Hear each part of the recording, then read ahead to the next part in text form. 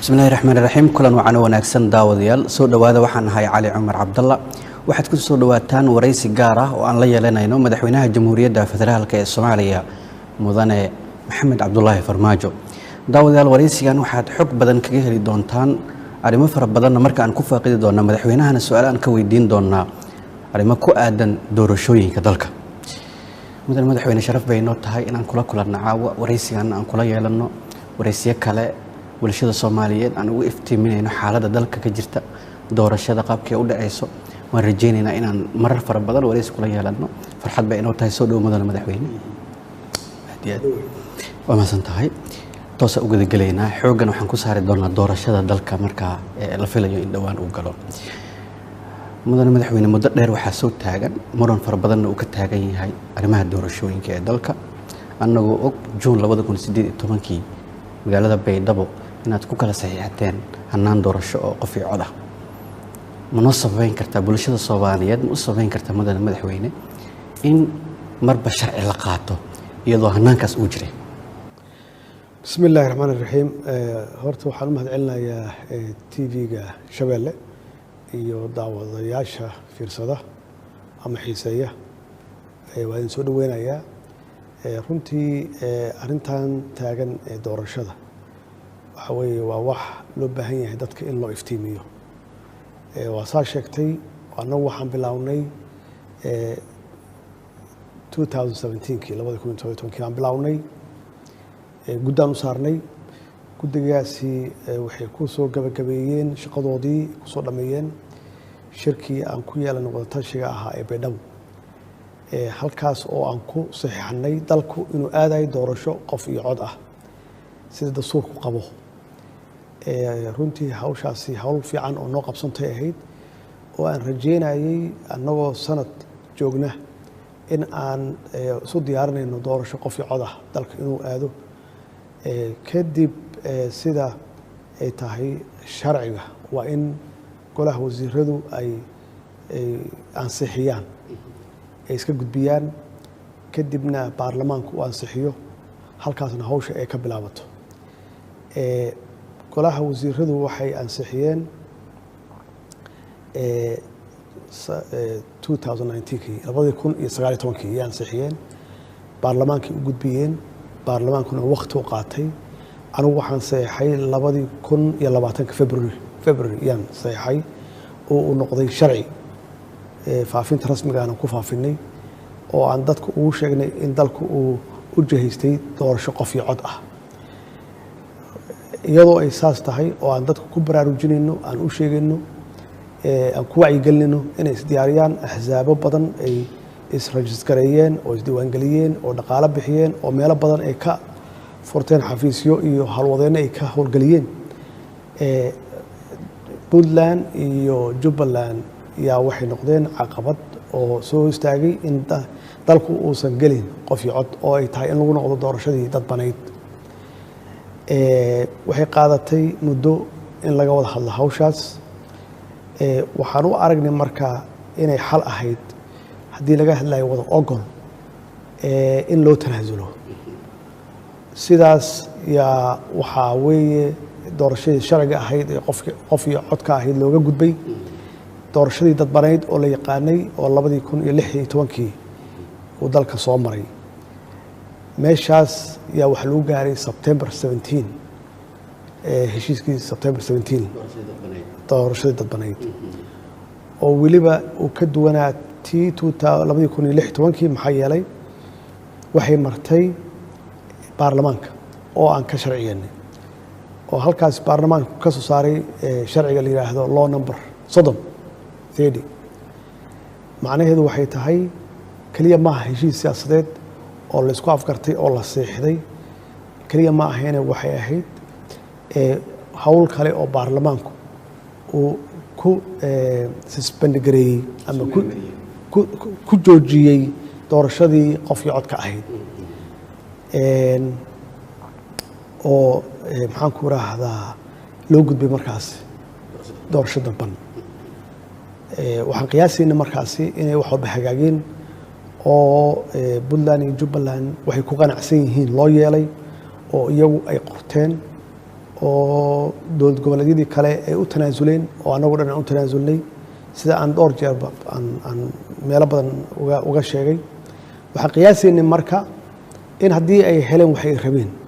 dalku inuu u jeysanayo doorasho iyo doorashadaas ahayd dadban jadwalkii baa yaan keennay jadwalkaasoo ay ku qoran tahay qorshaha roadmapka doorashada bil walba iyo isbuuc walba wax la qabanayo iyo maalinta ugu dambeysa doorashada la galayo labadii oday markiiba meelahoodii ma aysan tegin ay ka yimaadeen waxay u duuleen Abu Dhabi iyo Nairobi imaaraad iyo Kenya laba bilood ayay maqnaayeen taleefanadana waa dansadeen waxay soo noqdeen iyagoo liis kala wata oo leh waxbaa naga khaldamay waxbaana la hoosgeliyey waxaan rabnaa in 3 qodobna loogu daro hawshaasna hawl dhammaatay oo runtii sugaysa dhaqangelinteeda ahayd implementationkeeda sugaysay laba biloodna ay naga khasaartay oo jadwalkii waxyaabo badan la qaban lahaa dib looga dhacay aysan soo dirin guddiyadii hawsha qaban lahaa dowlad goboleedyadii kalena ay soo dhammaystireen wixii looga baahnaa markii ay yimaadeenna ay keeneen codsi hor leh iyo conditions runtii hor leh muddo sidii looga doodayay waxaa lagu soo afjaray meesha la yidhaahdo baydhabo 3 qodob markii dhuusamareeb aan isugu tagnay oo ahayd maxaan ku raahdaa Febraayo 4teedii iyo 5teedii ay ahayd aan wax meel isla saari weynay laakiin aan aragnay doodo inay culus tahay ay tahay waqtigii ummadda shacabka Soomaaliyeed loo tanaasuli lahaa haddii ay ku xiran tahay doorasho in la galo 3 qodob oo kaliya 3 qodobna waxay ahaayeen arrimaha Somaliland guddiyadoodii gadow arrin ka taagneed oo muran ka taagnaa iyo Somaliland ay ahayd 3dan waa 3 iyagu ay keensadeen Somaliland gado Somaliland gado iyo guddiyada doorashooyinka heer federaal iyo heer dowlad goboleedba 3daas ahayd 3duna waxay ahaayeen 3 iyagu ay lahaayeen waxaan qiyaasaynaa marka haddii mar 3dii qodob oo aan loo baahnayn inay ka daba keenaan doorashadii dadbaneed oo qorneyd oo baarlamaanka la marsiiyey oo sharciga noqotay in maxaan ku raahdaa ay keeneen aan ka aqbalnay waa ka aqbalnay waxaan filaynaa marka in la isu yimaado halkan magaalada Muqdisho la isugu yimaado oo la saxiixo macnaha iyadoo ummadda Soomaaliyeed loo sheegayo in la heshiiyey horena loo dhaqaaqay laakiin ma dhicin saa sheegtay waa lagu fashilmay waayahay waa mahadsantahay mudan madaxweyne waxaad ii raacisay 17 Sebtembar doorashadii dadbaneyd oo magaalada Muqdisho aad ku kala saxiixateen idinka maamul goboleedyada waa dowladda dhexe iyo maamul goboleedyada muddo 6 bilood ku dhow ayay soo jiitamaysay ama uu soo jiitamay heshiiska Sebtembar 17keedii khilaaf baa jiray oo u dhaxeeyay dowladda dhexe iyo maamul goboleedyada qaar oo aan ka magacaabi karno Puntland iyo Jubbaland conditionska ama xaaladihii ay soo jeediyeen dowladda federaalka dhabarka ma u dhigatay inaad ka xallisaan oo aad maxaa yiraahdaa tabashooyinkooda aad meel marisaan si dalka doorasho u aado waa su'aal wanaagsan 3dii qodob ay keeneen oo aan ku xalinay baydhabo oo ay soo dirsadeen dad heer wasiirka ah oo matalaya iyaga dowladda federaalkana ay dirtay 2 wasiir halkaasna ay galeen 3 bari oo maxaa la yiraahdaa debate furan dood furan ay ka galeen iyagoo la tashanaya meelihii ay ka yimaadeen gobollada ay ka yimaadeen dowlad goboleedyada ay ka yimaadeen waxay isla meel dhigeen 3dii qodobba waxay ka soo saareen sidii loo dhaqangelin lahaa heshiiskii Sebtembar 17keedina loogu dari lahaa annagu waxaan aaminsanayn hawshaasi way dhammaatay bacdamaa ay ahayd 3dii qodob ugu dambeeyey halkan markay yimaadeen waxay yiraahdeen shuruudo kale ay la yimaadeen horta saad og tahay waxaan iclaamiyey shirar in isugu yimaado ka hor kan hadda aan halkan aan ku kala tagnay waxaan codsaday in shir la isugu yimaado Garowe madaxweynaha Puntland waa diiday waxaan codsaday shir kale in la isugu yimaado Baydhabo haddii uu diiday Puntland haddana Dhuusamareeb magaalada Muqdisho oo aan cilaamiyey inaan isugu imaano 18kii Febraayo aan isugu imaano waa yimaadeen dowlad goboleedyadii kale xaqiiqatan hadda intuu shirka burburay waxay joogeen 45 casho midkiiba dowlad goboleedyada Hirshabeelle iyo Koonfur Galbeed iyo Galmudug saddexdaba iyo gobolka Banaadirba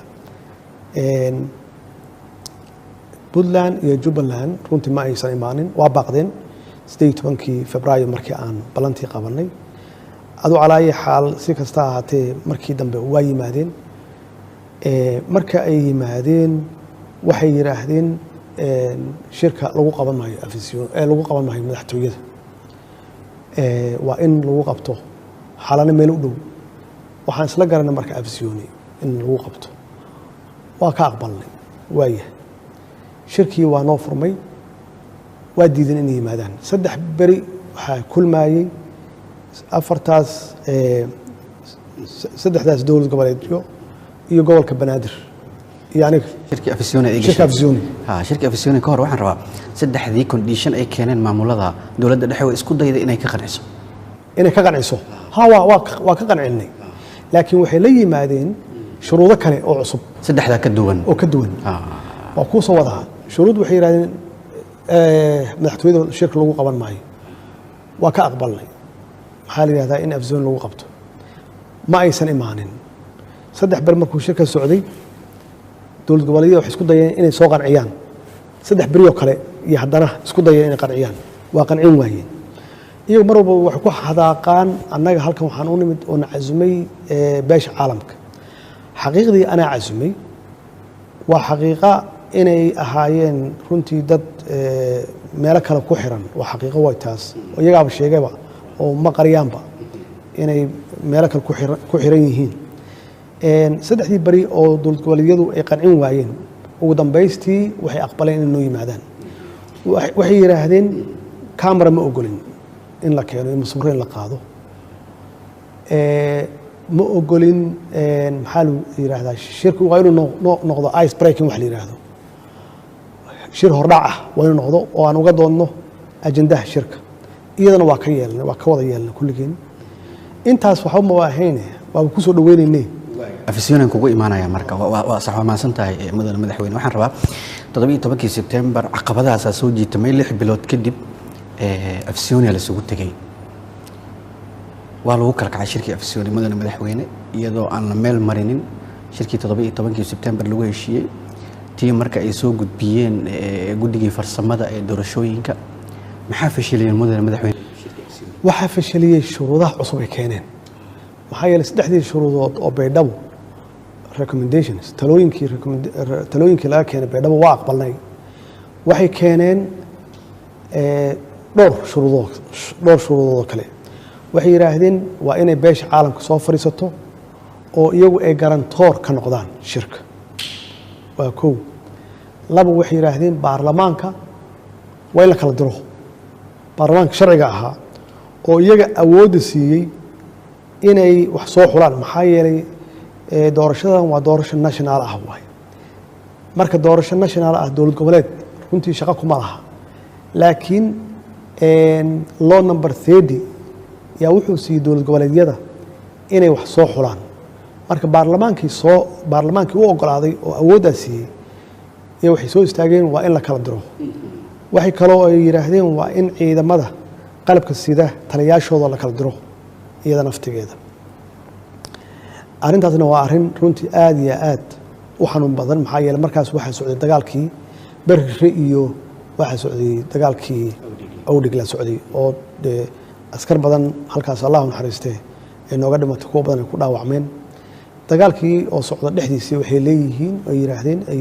soo jeediyeen in taliyaasha la kala diro marka runtii intaas oo shuruudood oo aanan qayb ka ahayn tii baydhaba September agreement aan qayb ka ahayn iyo la soo degeen maxaa ku kalifi kara mudane madaxweyne waxaa ku kalifi kara saas leeyahay ma rabin inay galaan doorasho xaqiiqatan maxaa yeelay markii aad loo murmay waxay soo istaageen September 17 ma aha sax September 17 waa dhacay waqtigiis waa dhacay maxaa yeelay wax alla wixii heshiis ah lagu gaaray iyo jadwalkii lama fulin saas darteed September 17 agreement heshiiskaas waa buray heshiis ka jira wax ka jira malaha aan hala fariisto kow hadda wax la qorto marka dad ku talagalay ma ahayn inay halkan wax la wada saxiixdo oo kadibna dib loo noqdo oo doorashooyinkii iyo xulashadii la galo marka waxaa runtii ka go'nayd inuu shirkan fashilo maxaa yeelay tan kale ee keeneen waxay ahayd oo ugu dambeysay in madaxweynayaashii hore ka soo qayb galaan iyadii taas waaba ka aqbalnayba maxaa yeelay waa dad mas-uuliyiina ee dalka madax uga soo noqday horey waaba ka aqbalnay iyada taas oo markiiba waxba muran lama gelinba laakiin waxaan filaynay inta kale oo qodob ay keeneen inay tahay qodobo iyaga aan awood u siinayn inay ka dhigaan qiil ka dhigtaan si shirka uu socdo taas darteed markii 3 bari lagu doodayay oo runtii si kasta loola hadlay oo la yiri walaalayaalow September 17 idinkaa askale idinkaa keensaday idinkaa ka soo shaqaystay idinkaa codsaday idinkaa soo saxiixay idinkaa ka shaqeeyey waa ladin ogolaaday oo waa ladin tanaasulay baydhabo talooyinka ka soo baxay idinkaa keenay oo in lagu daro heshiis horey loo saxiixay oo dhammaaday waa ladinka aqbalay iyadana marka wixii idinku aad awal keensateen oo idinka aad curiseen oo aad ka shaqayseen qaad wax kale aad keentaan aysan jirin si doorashadan ay horu dhacdo waxay soo istaageen oo intaas dheer baarlamaankani waqtigiisa waa dhammaaday oo hala kala diro oo baarlamaankan heshiiskii sharcigii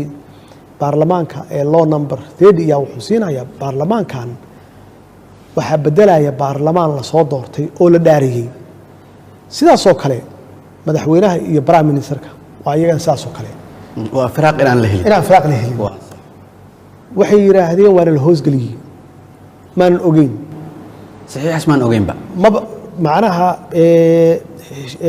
sharcigii maanan akhrin maanan ogeyn oo sharciga waa qaadateen inta idin khusaysa oo ah in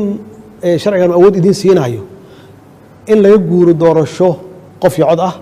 oo loo guuro doorasho dadban waa aqbasheen oo waa akhriseen sharcigan idin siinayo awoodda inaad wax ku soo xushaan laakiin maadan akhrin qodobka saddexaad oo sheegaya firaaq inuusan jirin maadan akhrin laakiin qodobka koowaad waa akhriseen marka taas waxay caddaynaysaa inaysan daacad ka ahayn xaqiiqatan in meeshan heshiis uu yimaado doorasho lagu galo oo dadban waayahay aad baad u mahadsantahay madaxweyne waxaan rabaa afsiinoo lagu soo kala kacay golihii shacabka fadhiistay mudane madaxweyne oo iyagu qirtay haddii maamul goboleedyadii iyo dowladdii dhexe laantii fulinta doorashada isku fahmi waayeen in iyagu xaq ay u leeyihiin doorashada dalka inay jiheeyaan sharcigay soo saareen oo la yidhaahdo jihaynta doorashada dalka oo 2 sano ah mudane madaxweyne waa saxiixday weliba si degdeg ah u saxiixday maxaa kugu dadejiyay inaad saxiixday sharcigaas dalku horta waa inuu doorasho galo maxaa yeelay waxa weeye dastuurka wuxuu siinayaa 4 sano walbaba in doorasho ay dhacdo oo la isdoorto 4 sano waa xaqiiqa waa dhammaatay laakiin law number 30 yaa wuxuu siinayaa haddii uu dib u dhaco doorashada sida horeba ugu dhici jirtayba 2016 dib bay u dhacday 2011 dib bay uga dhacday 2012 bay noqotay 2003 dib bay uga dhacday macnaha waxa weeye doorasho dalka ka qabsoonta waqtigeeda ku qabsoonta ma jirin marka bacdama xildhibaanadu ay khibrad u lahaayeen in doorashadani ay dib u dhici karto iyo waxay geliyeen qodobkaas dhahaya in si uusan firaaq u gelin dastuuri ah in hay-adaha dastuuriga ah xilhayntooda ay maxaan ku rahdaa ilaa laga bedelayo ay sii joogaan taasaa siinaysa baarlamaanka runtii inta doorasho ay dhacayso oo xildhibaan walbaba xildhibaanka bedeli lahaa la dhaarinayo inay sii fadhiyaan maxaa yeelay saa sheegtay inay meeshii banaanaato lama ogola oo adduunka meela ka dhacday ma jirto in meeshii la baneeyo maxaa yeelay waxa weeye waxaa loo shaqeeyaa ummad yaa loo shaqeeyaa oo loo adeegaa maaha wax qof shaksi uu leeyahay markuu rabo ka tegi karo markuu rabana uu imaan karo ma aha mas-uuliyad baa saaran marka xildhibaanada iyo baarlamaanka bacdama ay yihiin hay-adda ugu sarreysa sharci dejinta waxa weeye awooddii waxay siiyeen dowlad goboleedyada oo sharcigii ahaa law number 30 ay ku siiyeen markii heshiiskaas siyaasadeed la galay haddaba waxay sugayeen baarlamaanku inay aadaan goobahoodii tartanka ay ka qayb galaan qofkii soo noqdana ha soo noqdo qofkii ay soo noqon waayeen haddii tiis wakhtigiisa saas ahaa ma ay helin oo waxaa meeshan caqabadan oo Puntland iyo Jubbaland ay ka shaqeynayeen 7 bilood yaa taagnaa dalkiina dee hore uma socdo soo ma fahmin dalkii hore uma socdo waajibaadka marka saaran oo dastuuriga ah baarlamaanka waxa weeye bacdama aan nahay dal xor ah oo siyaasaddiisana u madax bannaan in haddii ay shaqayn weyday heshiiskii siyaasadeed oo weliba ay ka shaqayn weyday 2 dowlad goboleed inay iyagu dib u qaataan mas-uuliyaddoodii waxay sameeyeen waa mas-uuliyaddoodii way waxay sameeyeen oo ah hadday shaqayn weyday shalay tii ansixiyeen September 17 oo ay wax ka soo noqdeen oo 3 qodob dib looga daray oo aan dastuuri ahayn sharcina ahayn 3daas qodob kuma jirto September 17 kuma jirto laakiin waa laga dabageeyey iyadoo sharci ahayn bacdama ay caddaatay inay taagan yihiin labadan dowlad goboleed baarlamaanka hala kala diro dowladnimada hala kala diro ciidamada hala kala diro oo beesha caalamka dee haloo hoos fariisto dowladnimadeennii qarannimadeenni meeshaas ha ku baaba'do dee mas-uuliyad baarlamaanka saaran waxay tahay in ay qaataan waajibaadkooda waayahay waa mahadsantahay mudan madaxweyne waxaan rabaa inaan ku noqdo qodobkii ugu dambeeyey hadda ay ahaa Puntland iyo Jubbaland madaxdooda waxay codsadeen in baarlamaanka la kala diro taliyaasha ciidamada la kala diro maxay bedel u hayaan haddii baarlamaanka dalka la kala diro oo baarlamaan bedel aan lahaynin dagaal al-shabaab lagula jiro oo bariiri oo dhiigla waxa ka dhacay aan ka ognahay ciidamada qalabka sida saraakiishoodii haddii la kala diro yaa bedelay leeyihiin anigu waxaan aaminsanahay wax loo soo dhiibay inay tahay meeshan hawshan shisheeyaa ku jira oo runtii Soomaaliya dhibaato badan ku hayay muddo dheer oo 30 sano ay ka istaagi weyday waxaan aaminsanahay in hawshan ay tahay hawl ay fulinayaan loona soo dhiibay maxaa yeelay qof muwaadin Soomaali ah oo wadani ah oo raba in dowladdiisii uu burburiyo uu kala diro haddee ma aha wax maskaxda galaya maaha wax normal ah maaha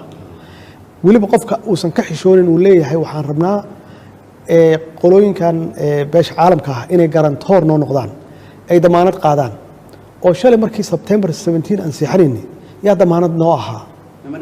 nalama dhex fadhin annagaa heshiinay waxay rabeenna waa loogu qoray iyagaana ku qorto waxay rabeen marka hadda naftigeeda wax diidaya ma jiraan wax Soomaali ay leedahay beesha caalamka waxay la soo taagan yihiin annaga idin ma soo dhex galino iyaga intee u tagaan waxay leeyihiin kaalay noo imaado soo fariista oo annaga idaacadahan ka sheegayna inaad cazunteen oo aad marti aad maxaan ku raahdaa aan idin nahay si wadankooda marti ugu noqonayaan dad shisheeye ah oo xalana fadhiyo oo beesha caalamka ah si ay marti ugu noqonayaan dalkoodii joogaan sidee ay u sheegayaan weliba idaacadaha uga sheegayaan in beesha caalamku ay u noqdaan garantoor ama ay u noqdaan damaanad qaadaan hadday damaanad aniga iga waayeen ama ay ka waayeen baarlamaankooda yay ka helayaan marka runtii waxaan u arkaynay inay tahay meel ka dhac inay tahay iyaguna waxay u arkayeen inay tahay wax normal ah. waayahay waa mahadsantahay mudane madaxweyne. waxaan rabaa sharcigan hadda aan ku weydiiyey ee baarlamaanka jihaynta doorashada ee 2 sano ah ee madaxweyne aad saxiixday mucaaradka iyo weliba dowlad goboleedyada hadda aan ka dhawaajinayno waxaa lagu eedeynayaa oo la sheegayaa mudane madaxweyne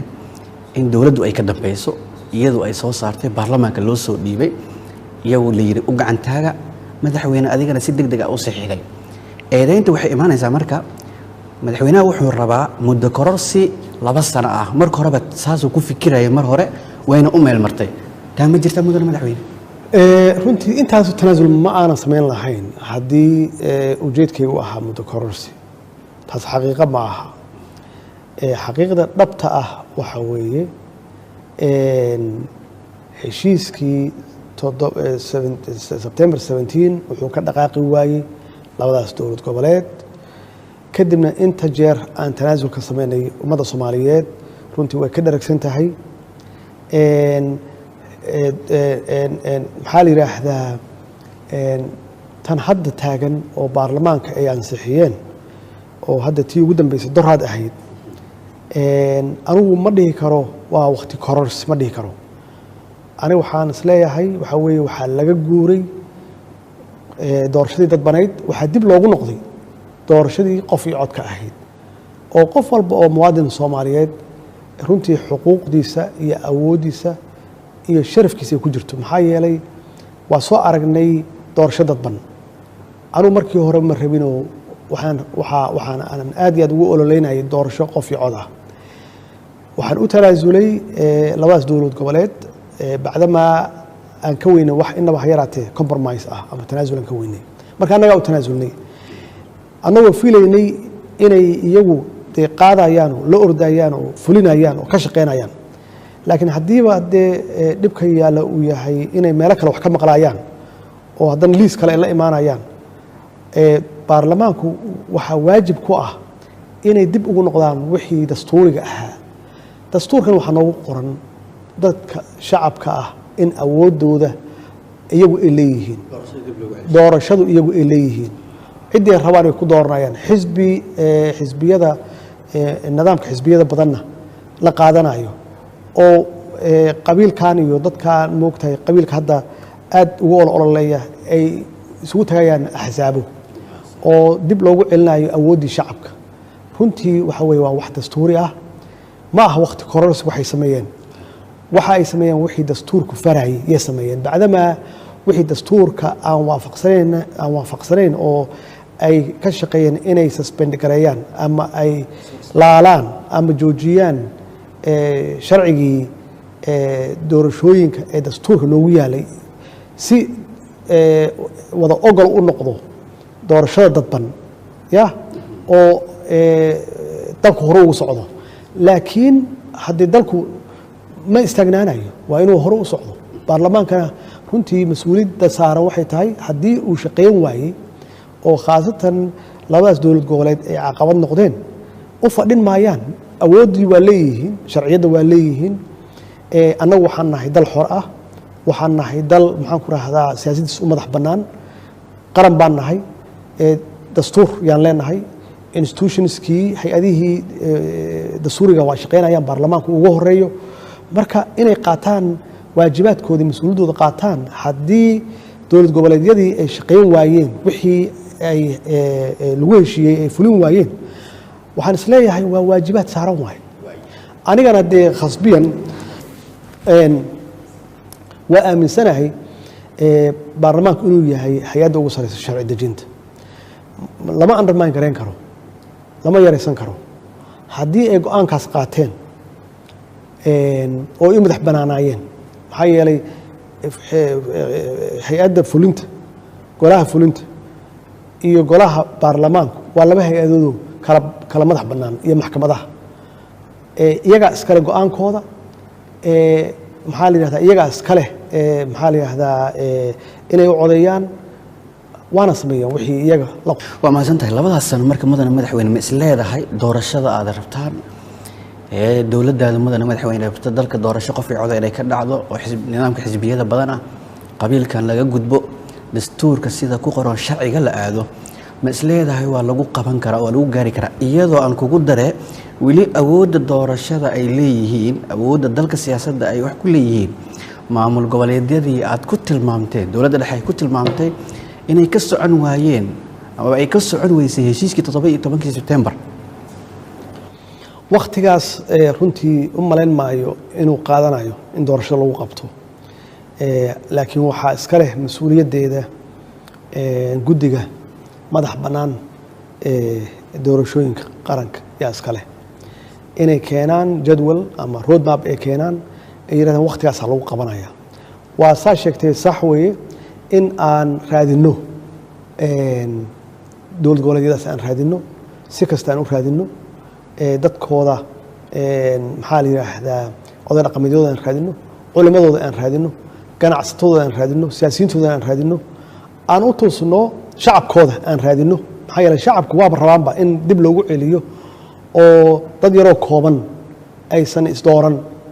sida tii maxaan ku raahdaa doorashadii dadbaneyd marka shacabka yaa la rabaa inay u kacaan oo maxaan ku raahdaa ay ka shaqeeyaan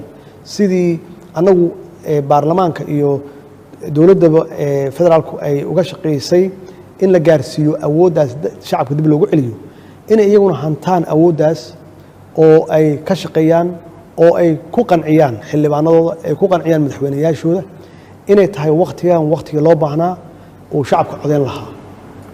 waayahay labadaas sano marka maamul goboleedyada diidan doorashada dalka inay ka dhacdo ee Puntland iyo Jubbaland ay madaxweyne tilmaamteen September heshiiska inay ka dhaqan gali weyday in shacabkooda iyo xildhibaanadooda aad ka dhaadhicisaan oo soo jiidaan dalka dagaal wuxuu kula jiraa al-shabaab oo doorasho qof iyo cod caqabad ku noqon karta shabaab la dagaalankooda inaad xoog la saaro labadaasna waa lagu gaari karaa waa lagu gaari karaa ka yarna waa lagu gaari karaa xaqiiqatan in shabaab meesha laga bixiyo in dadka la wacyi geliyo in wadaniyadii aad loo soo celiyo in dadka lagu abaabulo inay tahay awooddan awood dastuuri ah oo ay iyagu leeyihiin xuquuq ay leeyihiin in aysan eedeen cid kale dhowr qof ama oday dhaqameed aysan eedeen oo iyagu ay qaataan mas-uuliyaddooda oo xisbiyadu ay ka qayb galaan ay u ololayaan xisbiyada qof walbaba uu qaato muwaadin ahaan waajibaadkiisa inuu codeeyo si nabadna ku codeeya waxaan aaminsanahay in la gaarsiin karo waad mahadsantahay mudane madaxweyne waxaan rabaa afisyoon inaan ku noqdo shirkii waa lagu soo kala kacay kala kicii shirka kadib iyo saxiixii shirka sharcigan heshiiska jihaynta doorashada ee baarlamaanka beesha caalamka intooda badan way hadleen waxay ku celceliyeen in heshiiskii dib loogu noqdo wada hadalladii iyo gogashii la fariisto 17 Septemberna lagu heshiiyo 2 sano oo muddo kordhina la aqbali karin madaxweyne diyaar ma u tihiin wada hadalladii September in madaxdii diidaneyd mar kale dib u loo noqotaan horta waxaa loo baahan yahay shacabka Soomaaliyeed ummadda Soomaaliyeed inay ogaadaan dalkan iyaga iska leh dalkan waa dalkoodii Soomaaliya waa dal qaran ah waa dal xor ah u madax bannaan masiirkiisa u madax bannaan siyaasaddiisa u madax bannaan beel caalam annagu waxaa nagala dhexeeya xiriir oo loo baahan yahay inuu hagaagsanaado laakiin iyagu ma digteed gareyn karaan masiirka ummadeed ee Soomaaliya ma digteed gareyn karaan mana u malaynayo inay rabaan inay sameeyaan maxaa yeelay warqadahooda hadda aragto kuwii ugu dambeeyay Security Council ka soo baxay waa ku cadeynayaan Soomaaliya inay tahay qaran madax bannaan u madax bannaan jiritaankiisa uu yahay waxaan muran ka jirin siyaasaddiisana ay u madax bannaan yihiin waa wax cad weeye tan labaad oo xaqiiqada ah waxa weeye institutionskii ama hay-adihii dowliga ahaa oo dalka ka jiray iyo dastuuriga ahaa iyaguna waa shaqeynayaan waajibaadkoodana waa fuushanayaan waa qabanayaan marka cid bannaanka uga imaanaysa oo noo sheegaysa annagu sidii aan dalkeenna uga shaqeyn lahayn ummaddeenna uga adeegi lahayn kuna hogaamin lahayn shacabkeenna ma u malaynaya inay jiraan dowladda noo sheegaya ixtiraam in uu naga dhexeeyo annaguna ixtiraamayno iyaguna ayna ixtiraamayaan dana ay leeyihiin annagana dana aan ka leenahay intaasaa la rabaa in la fahmo laakiin cid annaga noo sheegi karta ama baarlamaanka khasbi karta maxaa yeele baarlamaanku waxa weeye waa hay-adda golaha shacabka marka la leeyahay waxay matalaan shacabka Soomaaliyeed 15 milyan oo Soomaaliyeed iyo matalaan marka haddii ay yiraahdeen baarlamaankii dib waxaan ugu soo celinay shacabkii inay codeeyaan oo qof iyo cod loo ay dib ugu soo celiyeen ma khalad ay sameeyeen waa wax runtii dawladaha sheegayso qaarkood ay ku dhaqmaan marka haddii America looga dhaqmo qof iyo cod Yurub looga dhaqmo qof iyo cod wax noo diidaya ma jiraan mana u maleynayo iyagu inay ka soo horjeedaan dimuqraadiyadda annagu aan rabno ama baarlamaanka uu shalay sharciga ka soo saaray sharcigan asaxeeda ka soo mudana madaxweyne shirkii ama heshiiskii ka socday afisiyoni oo lagu baaqay in dib loogu noqdo marna ma dhici kartaa in la isku soo noqdo madaxda maamul goboleedyada isku soo noqdaan marka way dhici kartaa waxa weeye wada tashigu waa naga wada dhexeeyaa waa qodob dastuuri ah in la wada tashado marka waa khasab in la wada tashado laakiin September 17 waxaa ka dambeeyey sharcigan cusub September 17 wuxuu ahaa doorasho dadban doorashadii dadbaneyd sidaan sheegay waxaa ka soo noqday dhib baa ka yimid caqabado yaa maxaan ku raahdaa laba dowlad goboleed yaa caqabado runtii ku noqday marka si kastana waa la yeelay si kastana waa loogu tanaasulay marka haddee wax kale oo la samayn karay ma jirin runtii intaas ka badan marka sharciga aad saxiixday baarlamaankan uu codeeyay kadib 17 September doorashadii dadbaneyd kana ka dambeeyay marna ma dhici karto marka ma dhici karto maxaa yeelay baarlamaanku wuxuu soo saaray sharci ka dambeeyay oo tilmaamaya dalka in shacabkiisa ay u dareeraan qof iyo cod kii hore wuxuu ahaa mid ku salaysan doorasho dadban la leeyahay oo dad kooban ay maxaan ku raas xulanayaan yuu ahaa ha marka kana ka dambeeyay baarlamaankuna runtii aqlabiyad ballaaran yuu ugu codeeyay sidaan isleeyahay waa 149 yaa ogolaatay saddexna waa diiday halna waa ka aamusay marka haddee dimuqraadiyad dhab ah weeye waana la arkayay sidii ay wax u dhaceen ma ahayn wax shaki ku jiro oo maxaan ku raahdaa wax lagu godi kara maaha waayo waa mahadsantahay mudane waxaan rabaa beesha caalamka marka la yidhaahdo waad ku soo celisay dowladaha Puntland iyo Jubbaland dowlad goboleedyada marka la yidhaahdana marar badan inta hadda waraysigan aan samaynayn waad ku soo celisay si kale haddaan u dhigano mudane madaxweyne markii heshiiskii ama shirkii dhuusamareeb 4 lagu soo kala kacay baarlamaanka hortimid isla maalintii sabtida waxaad sheegtay inay jirto faragelin shisheeye Soomaaliya ku jirto sax waxaan rabnaa mudane madaxweyne ma jiraan dowlado aad farta ku fiiqi karto shacabka Soomaaliyeedna aad u iftiimin karto Soomaaliya faragelinta waxa ku haya doorashadeeda iyo siyaasadeeda iyo madaxdeeda ku dhaca kala dhex jira waa dowladaha ma jiraan Soomaaliya 30 sano dib ku jirtay 10 sano dowladda aan yahayd wixii ka dambeeyay dowlad ku meel gaar ah iyo hadda teeramkii labaad oo dowlad rasmi ah dalka ka jirto burburkaas dalkeena soo gaaray waxa ka faa'iideystay dowlado badan yaa ka faa'iideystay dowladahaas qaar ay yihiin dariskeena waxayna uga faa'iideysteen hadday noqoto dhaqaale hadday noqoto dhan siyaasad hadday noqoto dhan security iyo uga faa'iideysteen amni iyo uga faa'iideysteen waxay uga faa'iideysteen dhanka dhaqaalaha waxa weeye Soomaalida dhaqaalaha lahayd waxay tagaan مثلا نيروبي وكله dhaqaalihii dalkan la gelin lahaa waxa lagu dhisaa dal kale Nairobi lagu dhisaa ganacsi iyo uga jiraan maxaa la yiraahdaa Soomaalida diaspora joogay intaysan Soomaali imaanin meesha ku hakadaan oo usbuuciyo joogan hoteelay ka degan yihiin ama business ay naftooda uga jiraan waxa soo haray lacagaha xawlaadaha kulligood bangiyada Soomaaliya ka faa'iideysta waa bangiyada Kenya ganacsi naga dhaxeeyay qaad matalan marka la fiiriyo oo dhaqaale badan ay ka helaan waxa intaas dheer lacagaha NGO-yada UN ka tahay lacagaha kale oo European Union ka tahay lacagaha kale oo adduunka ka yimaada kulligood waxa lagu maamulaa Nairobi waxa ka shaqeeya kenyaata ka shaqeeya dadka jooga oo ajnabiga ah guryaha ka degan yihiin hoteelada ka degan yihiin guryaha ka gataan marka lacag aad u fara badan dhaqaale aad u fara badan yaa Kenya ku socday intay Soomaaliya burbursanayd dhanka siyaasaddu Soomaaliya waa ka maqnayd saxada marka waa in loo hadlo Kenya waxay ahayd wadamada u hadlaya Soomaaliya haddii ay noqoto qaybteedana qaadanaya hadday hesho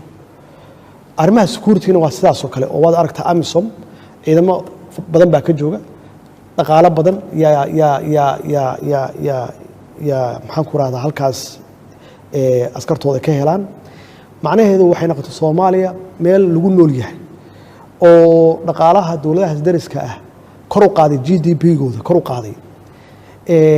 marka Soomaaliya oo xoog yeelatay Soomaaliya oo security-geeda ciidankeedii tayadiisa kor loo qaaday dawlad rasmi heshay Soomaaliya dawlad xoog la heshay maxaa la yiraahdaa dhaqaalaheedii kor u kacay waxay ka soo celinaysaa marka wax alla wixii dawladahaas uga maqnaa dib ay dalka ugu soo noqonayaan macnaheedu markaas waxa weeye waxa ku dhacaya dawladahaasi shaqaad la'aan badan yaa ku dhacaysa hadda mesela arrimaha qaadka ilaa 200 dad gaaraya shaqalaan uga dhacday macna xiriirkeena xumaaday dartiis Kenya ha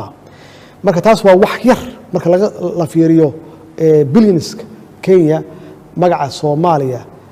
runtii ay uga faa'iideysatay Soomaaliya burburkeeda iyo dhibkeeda iyo waxa ay ku jirto marka taasi waa factor jira wahay oo xaqiiqo ah waxay keenaysaa markii qofku dhaqaale badan yahay uu awood ciidan ka badan yahay ka siyaasad badan yahay waa ka siyaasad badan maxay leeyahay qofka hadduu ka dhaqaale badan yahay oo arrimaha amnigaagana wax laga weydiinayo siyaasaddiina waa la socotaa oo waxa weeye waxa khasab ah inuu raadiyo leverage wax la yiraahdo inuu raadiyo meelo badan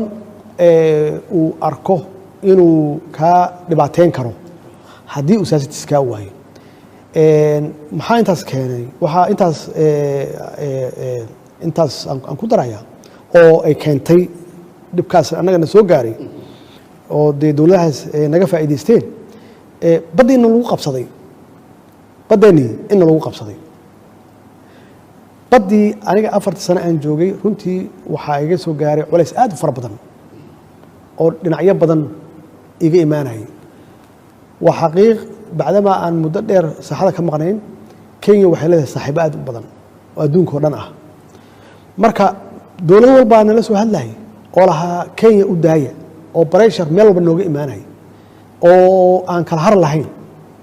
hadda oo waqtiga dhamaaday oo aan sugayna maxkamadda inay soo goyso go'aan yaan loo imaanay wax leeyahay ma ka soo celin kartaan ha ma ka soo celin kartaan dacwadii ya dawladda qaar ku leeyihiin ka soo celiya bal aqal xumadaas fiir waa hadda oo intii aan soo adkaysanay 4 sano aan soo adkaysanay iyo intii kharash nooga baxay iyo Kenya waxay sameysay oo ay kuraasti banaysay oo keeskii lagu mudacay oo looyaradeeni ay dhameysteen hawshii oo aan sugayna bilaha soo socda go'aan inaan helno yaa waa lagu soo xaluu leeyahay ma dhici kartaa inaad si culayska lidinkaga dejiyo ma ka soo celin kartaan war kama soo celin karno mana ka soo celinayno ma garad wax shakhsi u gaari kara maaha waxaan ummadda Soomaaliyeed baa iska leh jiil hadda aan dhalan yaa iska leh macnaheedu waxa weeye waxaana lagu soo waday culays aanan caadi ahayn handadaad aan caadi ahayn maxaa la yiraahdaa haddii xitaa lagu laaluushi karo la isku dayaa in lagu laaluusho haddii xitaa maxaan ku raahdaa lagu oran karo waa lagaala shaqayn doonaa electionka soo socda wax kasta aan lagu dayin wax kasta aan lagu dayin ma garad xaqiiqatan waxa weeye bareesharkii aan kala kulanay wax sahlan ma ahayn marka taas waxay noo cadaysay dawladdaasi inay saaxiibo badan leedahay oo u hadlaya anu markaan ka hadlo intii iyada inala hadlaysay oo xiriirkeenu fiicnaa marka laga tago marka waxaan kaaga wadaa haddii ay dawladdan adkaan lahayd ay xoog lahaan lahayd dhaqaalaheena uu ahaan lahaa dhaqaale viable ah oo taagan siyaasaddeenu ay ahaan lahayd siyaasad xoogaysan Kenya iskuma daydeen inay bad nagu qabsato maxaa yeelay waxaan isku dayi lahayd 30 sano ka hor isku dayi lahayd in ay nagu qabsato naguma qabsan maxaa yeelay waqtigaasi dowlad dhisan yaa jirtay burburkii ka faa'iidaysatay marka dowlado badan oo waxaa jira sidaas oo kale uga faa'iidaysata oo raba Soomaaliya inay saas ku hayaan laakiin xaqiiqatan waxa caddaatay ummadda Soomaaliyeed inay nool yihiin weli ummadda Soomaaliyeed inay nool yihiin inay soo jeedaan damiir ahaan inay nool yihiin waa dhib waana soo gaaray waa la turanturooday waa la qalbi jabay waa dhab waxa weeye dadka hamigii waa ka jabay waa xaqiiqa laakiin waxaa xaqiiqa ah ummadda Soomaaliyeed weli waa nool yihiin sida ay badda ugu istaageen kulligood sida dowladooda ay u taageeraan maalin walbaba sida ay u diidaan shisheeyaha hagardaamadiisa iyo waxa uu sameynayo iyo say u soo jeedaan wax caadi ah maaha waay madaxweyne waa mahadsantahay waxaan rabaa su-aasha waxay ahayd faragelinta dowladda federaalka ay sheegtay in dalal shisheeye Soomaaliya ay ku hayaan siyaasadeeda doorashadeeda dhaqaalaheeda waxaan qiyaasayaa hadda waxaad carabka ku dhufatay daqiiqado kooban aad ka hadashay Kenya yaad noogu dari kartaa shacabka Soomaaliyeed noogu iftiimin kartaa markaan Kenya ka tagno Kenya toos waxaan ugu iftiiminayaa wax weeye waxaa naga dhaxeeya muran badeed maxkamad iyo hawshan ku soo dhamaatay calaaqaad ma lihin marka taas yaa waxay keentaa inaan u caddeeyo dadka sida nalooga faa'iidaysto dhibkeena looga faa'iidaysto sida nalooga faa'iidaystay intii aan burbursanayn laakiin ummadda Soomaaliya weli inay soo jeedo dowladaha kale mar kale ka hadli doona insha Allah waay waa mahadsantahay mudane waxaan rabaa isla beesha caalamka iyo dalalka Soomaaliya ka baxsan ee siyaasadeeda iyo doorasho dalka inay ka dhacdo saameynta kulahan rabaa inaan ka hadalno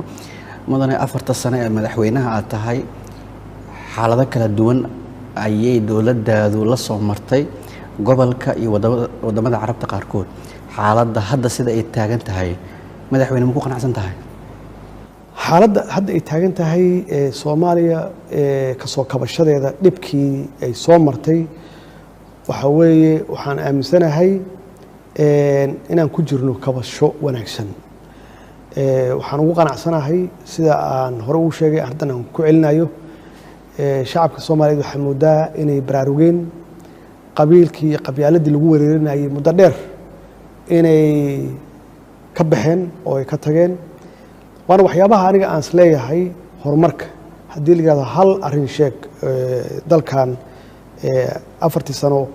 saameyn aad ugu geysatay ama aad ku samaysay waxaan oran karaa waxay tahay in ummadda Soomaaliyeed ay arkaan laba garab oo siyaasadeed garab annaga aan soo tilmaano oo dowladdii ah aan aad uga hadalno oo aan barmood gareyno inay muhiim tahay midnimada Soomaaliya waan u taagannahay labo wadaniyadda oo ah wax waayadii hore aad afka aan loogu dhufan jirin saddex dowlad wanaag in dowladdu ay tahay dowlad wanaagsan oo ay ka shaqayso hadday noqoto dhanka reformka dhaqaalaha reformka security-ga iyo dhisidda maxaa la yidhaahdaa kaabayaasha dhaqaalaha iyo horumarinta dalka iyo in ummadda Soomaaliyeed ay runtii aan tusno muhiimadda ay leedahay dalka adiga inaad leedahay shisheeye waxaan isku leenahay ixtiraam iyo haddii loo baahdo wada shaqayn laakiin inaan loo hoos fariisan wax walbaba oo isku kalsoonaato annaga intaasaan u taagannahay intaasan runtii waa ku celcelinaa haddii maanta aan dhaho maxaa impact ama saameyn dowladdaana ay samaysay waxaan aaminsanahay dadku in wacyigooda wadaniyadda uu kor u kacay midnimadana la fahmay muhiimadda ay leedahay dowlad wanaagga aan ka shaqaynana caalamku uu noo qiray dhinac walbaba ummadda Soomaaliyeedna runtii ay markhaati ka tahay iyo qabka Soomaaliya inuu soo noqday aan soo celin qabkii Soomaaliyeed marka laga tago wax la dhisay iyo mushaharaad la bixiyay iyo meesha aan caalamka uga jirno deen cafiskii iyo marka waxaas dhan laga tago iyo dhismaha ciidanka iyo kulli intaas waxa weeye qulubta dadka because inta aan wax la qaban ka hor waxaa la rabaa qofka inuu faham siyaasadeed leeyahay ama ideology uu leeyahay afkaar uu leeyahay anaga afkaarteena waa taas dad aad u fara badan runtii waa ku baraarugsan yihiin afkaartaas waayahay waa mahadsan tahay middan waxaan rabaa xiriirka wadamada kale dowladdaadu ay la leedahay inaan su-aalka kaasii weydiiyo waxaa jirta hadalhayn ah madaxweyne farmaajo dowladaha dariska uu soo kala dhaweystay Itoobiya oo ahayd Soomaalida ay u arkayeen cadawga koowaad ee Soomaaliya ay leedahay madaxweyne farmaajo xiriir dhow ayuu la yeeshay Kenya wuu fogeeyay Itoobiya iyo Eritreana xulufo ka dhigtay arrintaas maxaa kaga jawaabaysaa mudane arrintaasi runtii waa arrin dhab ah waa dhab weeye maxaa yeelay siyaasadda Itoobiya waa isbedelaa ka dhacay awal siyaasadda Itoobiya iyo siyaasadda Kenya waxay ahayd hal siyaasad oo ku wajahan Soomaaliya waliba siyaasaddaas aan dhihi karo dibindaabyada dalkeena aan oran karo inkastoo aan ku ammaanayo ana uga mahadcelinayo qaybta ay ka qaateen dadaalada la dagaalanka argagixisada maxaa yeelay taas nafteeda waa dantoodii weeye maxaa yeelay haddaysan yeelin argagixisadu waxay u tallaabayaan xuduudda dhankooda aadayaan marka taas isku dan ayaan ka nahay waxa weeye Itoobiya siyaasadeedu waa isbedeshay annagu awalba waxaan raadinaynaa fargelin Soomaaliya laga daayo waana ognahay Itoobiya sidii ay fargelin ugu haysay Soomaaliya TPLF groupkii TPLF-ka oo 30 sano ku dhawaad haystay Itoobiya runtii sida ay iyo dhibaatooyinka ay ka geysteen Soomaaliya isbedel yaa ka dhacay isbedelkaasi wuxuu keenay inaan isfahmno oo aan isku fahmno inaan aan isfargelin oo la is ixtiraamo haddii wax la wada qabsanayana wax la wada qabsado iyadoo la yahay daris su wanaagsan laakiin aanan Soomaali sidii hore iyo dhaqankii hore ee TPLF ka lahayd aanan loola dhaqmin taasna waa aqbaleen sidii uu u yimid prime minister kan cusub Etoobiyana runtii waa fulay balantii anna maalintan imid oo la doortay oo aan safarada ku kala bixi dowladaha dariska intaas way waxaan kala hadlayay waana dhibteen ummadeena waxa weeye fargelin badan aad ku soo hayseen muddo dheer naga daayay fargelintiina gurihiina iyo dalalkiina jooga annaga dhexdeena iyo hawlaheena iyo siyaasadeena gudaha faraha kala baxa waana documented weeye mar alla meel kasta aan tagana saas yaan kala ahaa wax anigu aan qarsanay ama si gaar ah oo qarsoodi aan ula hadlay ma ahayn waxay si public ah oo press conference-yada aan wada qabanaynay ay tilmaamayso in fargelinta ay naga joojiyaan ayaheena annagu aan ka tashanno raahdaa ay maxaan ku naga qaadan waxay kugu tilmaamayaan inaad tahay madaxweyne dictator ah jecel xukunka aan rabin in kursiga uu ka dago iska aaminsan tahay arrintaas haddii maya ay tahay maxaa sahlay in ay faafto hadalhayntaas waxa weeye runtii waa nasiib darro waxaa loo baahan yahay dadka in loo fasiro macnaha rasmiga ah waxa dictator uu yahay adiga aan su-aasha kugu soo celiyo ma jiraa nin siyaasi ah oo dowladdan u xiran ma jiraa nin media ah oo dowladdan u xiran ma jiraa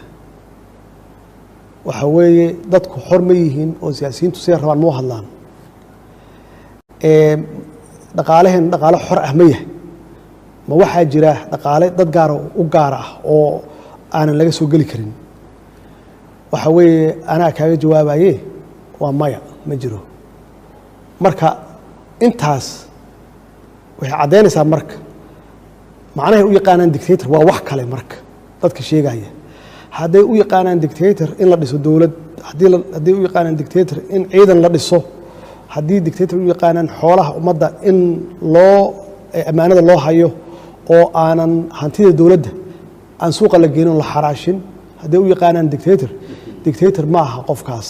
dictator waxa weeye qofka awoodda maxaa la yidhahda ku takrifala oo caburiya dadka oo xirxira dadka oo dadka dhiba ma garatay oo dhaqaalahooda aruursada soo ma garan marka waxaa ka xun fasirkaa ka xun marka magac kale waa inay ii raadiyaan aan kaas ahayn waayahay waa mahadsan tahay waxaan rabaa kiiska badda madaxweyne waa soo hadal qaaday inaan su-aalkaa weydiiyo shacabka soomaaliyeed dhegtaa u taagan dhegaysigii u dambeeyey ee foolka ahaa inkastoo Kenya ay ka maqnaayeen haddana shacabka soomaaliyeed aad bay ugu dhegtaagayaan maxaad uga iftiiminaysaa rajo inteesa la eg ayay dowladda federaalka ka qabtaa inay kaga guulaysato dacwaddaas Kenya ee sheeganayso badda Soomaaliya ku haysato kayskan runtii wuxuu marayaa meeshii ugu dambeysay oo aan ka sugayno maxkamadda caalamiga ah inay soo saarto go'aankeeda insha Allah waxaan rajeynayaa go'aankaas inuu noqdo go'aan anagu aan leenahay dhulkaas aan leenahay baddaas aan leenahay waan aaminsanahay annagaa iska leh caruurteena iska leh caruurtaan awaaha u nahaa iska leh mustaqbalka yaa iska leh mustaqbalkooda iska leh marka sida ay u dhigeen looyaradeenna oo dee qof walba arkayay oo si u diyaarsanayeena oo sidee ay maxaa la yidhaahdaa ay u present gareeyeen kayska ay kayska u soo jeediyeen sida qurxoon hadday noqoto taariikhi sida taariikhdu labada dal iyo sohdintooda ay ahayd juqraafiga siduu ahaa siday u soo bandhigeen waxaan aaminsanahay insha Allah kayskani inuu sida aan kulligood aaminsanahay dhulkaas anagu inaan leenahay maxkamadduna saas ay u arki doonto insha Allah rajo fiican oo aad u fiican ka qabnaa waayahay waa gabagabeynna mudane waxaan rabaa kiiska dacwadda badda marka laga soo tago waxaa jira xadgudubyo kale oo Kenya gaar ahaan ciidamadeeda ay ka geystaan xadka Soomaaliya ay la leedahay waxaa jira in ciidamada Kenya ay ku soo xadgudbaan dhulka Soomaaliya ganacsiyo fara badan oo dhul Soomaaliya ku yaal ay burburiyaan tusaaladan soo qaadano shirkadda Hormuud oo ka mid ah shirkadihii ama shirkadda ugu weyn ee isgaarsiinta dalka ka jirta dhibaato fara badan dalkan kaga soo qayb qaadatay inta waradeedii xarumaheedii la burburiyo arintaas dawladda ma la socotaa mudane waa nasiib darro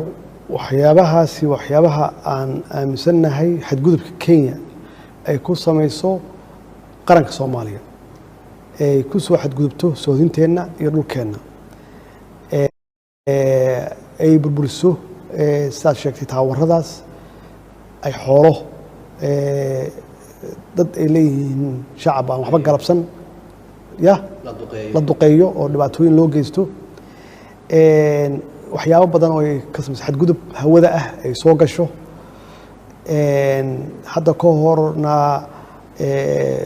international monitoring group naftigooda waxyaabo badan ay ku eedeeyeen Kenya oo runtii gudaha Soomaaliya ka samaysay marka waxyaabahaas oo dhan runtii waa u sheegnay waana kaga dacwoonay hay-adaha caalamiga ah xadgudubkaas oo dhan waxaan rajeynaynaa insha Allah waxaan rajeynaynaa in dhibaatooyinkaas waayahay gabagabadii 4 sano ee madaxweyne xilka aad haysay iyo hadda oo la taagan yahay farqi noocee Soomaaliya u dhaxeeya maxaa isku tilmaami lahayd farqiga u dhaxeeya waxaan aaminsanahay isbedel weyn inuu jiro wacyigelinta dadka sida fahamka dadku u fahamsan yihiin dowladnimada wacyigelin badan ee ka qabaan qabiilka wuxuu yahay xumaantiisa dowladdaani dadku inay ku taageersanayn qabiil iyo kooxaysi maxaa yeelay dowladihii tan ka horreysay waxaa lagu tilmaamayey urur diimeedyo iyo wax la mid ah iyo kooxaysi lagu tilmaamayey dowladdaani waxaan aaminsanahay in aanan lagu tilmaamin musuqmaasuq inaan lagu tilmaamin qaraabakiil iyo eex iyo qabyaalad aanan iyo cadaalad darro aanan lagu tilmaamin intaas waxa weeye waa horumar la gaaray oo ah madaxdu inay iska ilaaliyaan ammaanadii loo dhiibay siday tahay inay u hayaan wax alla wixii xadgudub ah oo shacabkaana inay iska ilaaliyaan marka horumar la taaban karo dhanka dhaqaalaha waa ka gaarnay oo dee caalamka runtii sheegay World Bankiga iyo IMF-ka labadu waa sheegeen qaabka aan u maamulno miisaaniyadeenna qaabka aan u maamulno sidaan u kharash gareyno dakhligeena sidaan u kordhinay canshuuraadkeena sidaan kor ugu qaadnay sidaan mushaaraadka u bixinno dowlad wanaagga aan ka shaqeyno waxyaabo badan oo runtii lagu tilmaami karo dhanka dhaqaalaha isbedel inaan uga sameeyay aan ku sameynay oo reform la taaban kara ah security-ga dhanka amnigana sidaas oo kale inaan dib u dhisayno ciidanka fari kama qodna runtii waqti badan ayaa loo baahan yahay in ciidan xoog leh oo tayo leh oo difaacan kara xuduudihiisa badihiisa iyo cirkaba hawada difaacan kara in la helo waqti u baahan tahay laakiin bilaaw fiican in ciidanka dhismihiisa uu fiican yahay ciidan tayo leh oo tababar fiican leh oo qalab fiican leh runtii inay hadda joogaan oo difaaci kara sharafka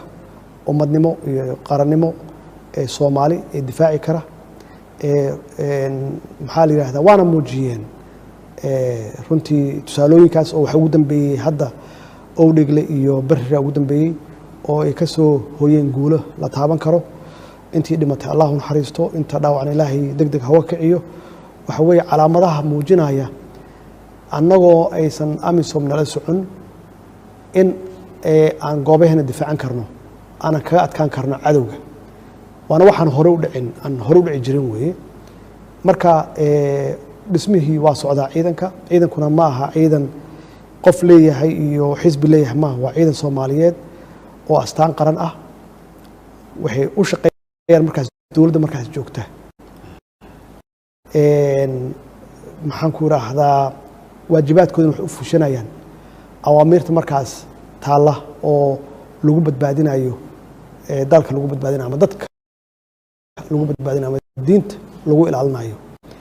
runtii waajibaadkaasna waa guteen oo waa la arkaa wanaagooda iyo tayadooda iyo shaqadooda iyo asluubtooda waa la arkaa waana sii xoojinayna insha Allah waayahay waxaan rabaa madaxweyne inaan soo gabagabeeyo wareysiga haddii fariin kale ay ku dhiman tahay waan kusoo dhaweynaya haddii kale waxaan rabaa wareysiga inaan soo xiro marka ugu dambeysa aan iraahdo waa Shabeelle waa u mahadcelinayaa runtii sida wanaagsan aad dadka u gaarsiisaan fariimaha wanaagsan oo dadka wacyigooda kor u qaadaya waana waxyaabaha runtii loo baahan yahay in la kobciyo ama ay bataan media marka meel dictator ka jiro media ma jiro xor ah marka macnaheedu waxa weeye magaaladan hadda waxaa jira ilaa kontomeeyo tartama oo media hadday yihiin telefishino iyo radio marka waxaan jeclahay inay 100 gaaraan oo ay tartamaan iyagoo xor ah oo mas-uuliyadooduna ay tahay inay dadka wax wanaagsan oo wax taraya aqoontooda kor u qaadaya wacyigooda kor u qaadaya inay ku kordhiyaan waxaan rabaa shacabka Soomaaliyeed meel kasta ay joogaan aan uga hambalyeeyo Ramadaan Kariim soonkiisa Ilaahay nagu gaarsiiyo barwaaqo iyo cibaado san Ilaahay nagu gaarsiiyo iyo amni ummadda Soomaaliyeed meel kasta ay joogaan waxaan leeyahay waa muhiim dowladnimadeena inaan ilaashano dalkeena inaan ilaashano sumcadiisa inaan ilaashano sharafkiisa ilaashano in dowlad kastoo markaas joogta garab la siiyo lala shaqeeyo cadawga Soomaaliya waa badan yahay waa soo kabanaynaa waxaan rajeynaynaa insha Allah inaan ka adkaano cadow kasta oo raba Soomaaliya inuu dhibaateeyo waxaana uga hortagi karnaa ama kaga guulaysan karnaa annagoo midaysan oo mid ah annagoo ilaalina Soomaalinimo annagoo uga hortagna wadaniyad ma aha qabiil waxaan ummadda Soomaaliyeed aan ku boorinayaa inay adkeeyaan wadaniyadda iyo wadajirka iyo midnimada Soomaaliya wassalaamu calaykum waraxmatullaahi wabarakaatuh وعليكم السلام ورحمة الله وبركاته أدبان أقوم هتعلينا مدحوينها جمهورية فدرالك الصومالية مدن محمد عبد الله محمد فرماجو ورئيسي عن قار كأسيي تلفزيون كام موقبهيها شبل عن حوق قساريني وحقبتك يا دور الشدة ضلك مركا وقليو انت ورئيس عن كان وكلاكو كل مدورنا إنه اسكت دوبا السلام عليكم ورحمة الله وبركاته Premier Wallet waa application cusub oo uu ku keenay Premier Bank. Faa'iidooyinka Premier Wallet waxaa ka mid ah waad iska diiwaangelin kartaa adigoo jooga goobtaada. Dadkaan account-ka ku lahayn bangiga Premier waa ay iska diiwaangelin karaan Premier Wallet. Dukaamada iyo ganacsiyada kala duwan ayaad wax uga iibsan kartaa. Lacagaha waxbarashada, caafimaadka, korontada ayaad ku bixin kartaa. Lacag ayaad u diri kartaa qof kale, laguguna soo diri karaa si fudud. Account-kaaga iyo Mastercard-kaaga Premier Bank ayaad ku xiran kartaa kana maamulan kartaa. Lacag ayaad ka dalban kartaa asxaabtaada ama waad ogolaan kartaa lacag laga soo dalbaday. Dhaqdhaqaaqa lacagahaagana waad kala socon kartaa. Ganacsiyadu waxa ay leeyihiin ab u gaar ah oo ay kala socon karaan xogta lacag bixinta macaamiishooda. Intaa iyo in ka badanba ka hel abka Premier Wallet oo kala soo deg hadda Play Store-ka ama App Store-ka. Premier